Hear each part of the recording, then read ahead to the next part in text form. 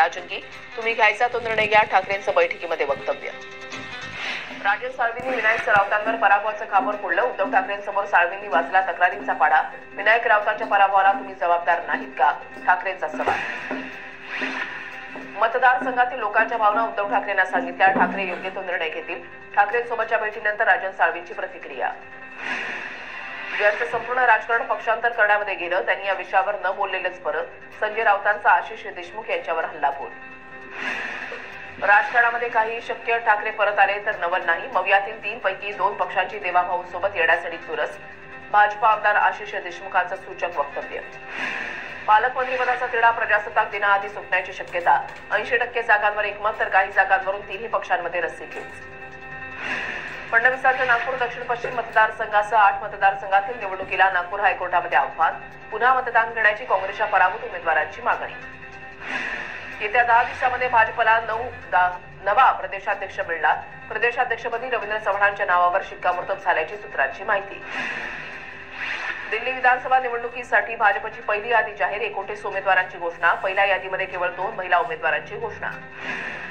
आमदार अर्जुन खोतकरांच्या विरोधात काँग्रेसचे माजी आमदार कैलास गोरंट्याल यांची न्यायालयामध्ये याचिका.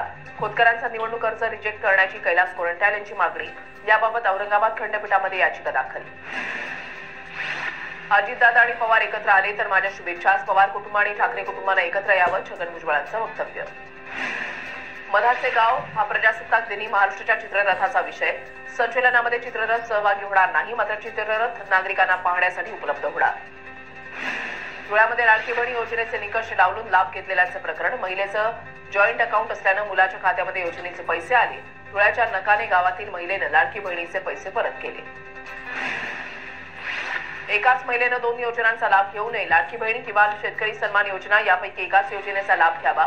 माणिकराव कोकाटेंचं आवाहन. आम्हाला निवडणुकीमध्ये लाडक्या बहिणीची गरज होती. अर्जांची छाननी आणि पैसे परत घेण्याच्या चर्चा सुरू असताना माणिकराव कोकाटेंचं वक्तव्य. कोणती सरसकट अर्जाची फेर छाननी सुरू नाही. सरकारच्या वतीनं लाभार्थ्यांकडून लाभ परत घेतल्याचे चुकीचं वृत्त प्रसिद्ध. महिला आणि बालकल्याण मंत्री अदिती तटकरेंचं ट्विट. सरकारने अक्कल गहाण ठेवली आहे का? लाडकी बहीण योजना आणि कृषी सन्मान योजनेचे उद्देश पूर्णतः भिन्न. लाडकी बहीण योजनेच्या लाभार्थी निकषावरून रोहित पवारांचा निशाणा. पैसे परत करणाऱ्या लाडक्या बहिणींचं अभिनंदन. लाडक्या बहिणींच्या आशीर्वादामुळे आमचं सरकार आलं. एकनाथ शिंदेंचं वक्तव्य.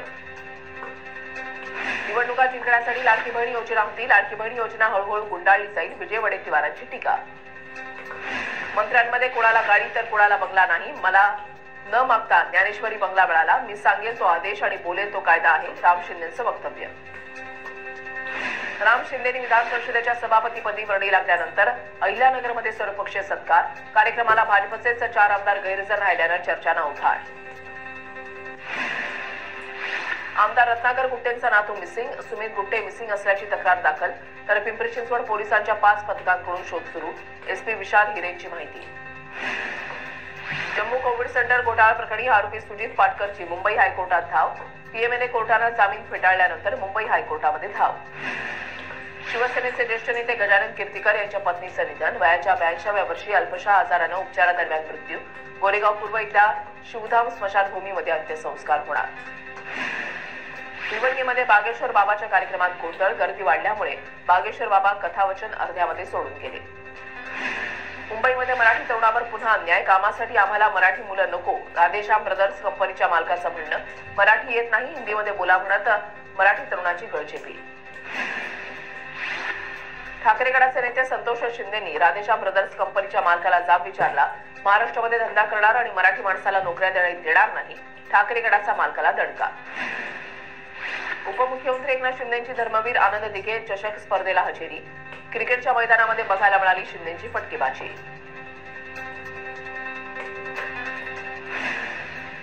महाडमधल्या अपघातामध्ये मृतांच्या नातेवाईकांना 5 लाखांची मदत देणार. तर महामार्गाच्या रखडलेल्या कामासंदर्भात बैठक घेणार.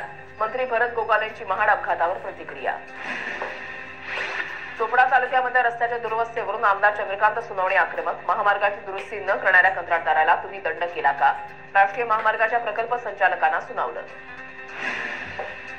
लॉ एन्फोर्समेंट एजन्सीकडून आक्षेपार्ह व्यंगचित्र काढल्यावर व्यंगचित्रकार सतीश आचार्यांना नोटीस.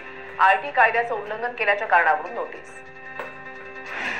व्यक्ती स्वातंत्र्यावर संविधानावर सरकार घाला घालतंय. सतीश आचार्य यांना नोटीस आल्यानंतर सरकारवर जितेंद्र आव्हाडांची टीका. नांदेडमधील भाजप पदाधिकारी मोहन चव्हाण यांना निनावी चिठ्ठीद्वारे जीव मारण्याची धमकी. ठाकरेंच्या विरोधात का बोललास, आता तुझा अंत निश्चित. वजीराबाद पोलीस ठाण्यामध्ये अज्ञाताविरोधात गुन्हा दाखल. कल्याणमध्ये भाजप पदाधिकाऱ्याची अज्ञात व्यक्तीने घराबाहेर उभी असलेली दुचाकी पेटवली. सर्व घटना सीसीटीव्ही कॅमेऱ्यामध्ये कैद. कल्याण खडकपाडा पोलीस ठाण्यामध्ये गुन्हा दाखल. मुंबईमध्ये आज तिन्ही रेल्वे मार्गांवर मेगा ब्लॉक. मध्य रेल्वेवर माटुंगा ते मुलुंड, पश्चिम रेल्वेवर चर्चगेट ते मुंबई सेंट्रल आणि हार्बरवर पनवेल वाशी दरम्यान mega block. Savitribai Phule Pune विद्यापीठाविरोधात Mumbai हायकोर्टामध्ये writ याचिका. आंदोलन, सभा किंवा निदर्शनासाठी 8 दिवस आधी परवानगी घेण्याच्या निर्णयाविरोधात याचिका. कुर्ल्यामधल्या बस अपघात प्रकरणी आरोपी संजय मोरेंच्या जामीन अर्जावर सुनावणी पूर्ण. निकाल